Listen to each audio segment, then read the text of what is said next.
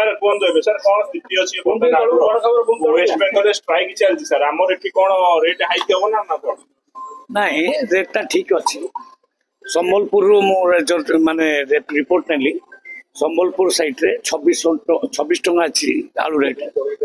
26 टंका 26 एवं एटी 30 रु 32 35 ये टाइप अच्छी तेणु ये पानी हवा आवश्यक ना आलू सफिसीयंट अच्छी एवं आलू ठीक अच्छी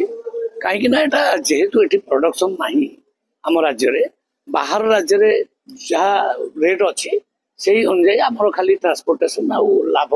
व्यवसायी मान लाभ देखिकी रेटा करा वेस्ट बेंगल स्ट्राइक बर्तन आलू नहीं आमे जेते बेले उत्तर प्रदेश रु आलू आनिलु वेस्ट बेंगल रे बेपारी माने हैरान हेले बेपार करिया पई कारण सेठिकार प्रशासन जो बंद कला जो नीतिटा ठीक कला नहीं से अनुजाई तांकर बेपार घाटा हला बेपारी मानकर से माने आंदोलन करचंती तेणु आमे तो आ वेस्ट बेंगल ऊपर निर्भरशील रही उपास रहबु नहीं आमे पंजाब रू भी आनिबु उत्तर प्रदेश रू आनिबु जोटा आवश्यक आमर पूरण हो पारिबो से जिला राज्य मानक दीटा ट्रेन व्यवस्था होची दीटा ट्रेन माने 48,000 क्विंटाल आलू आसिक पहुंचबो डिसीजन नहीं निया जाइछि पर्याप्त आलू पहुंचबो आसिक 2-4-5 दिन भीतर पहुंचबो आज तो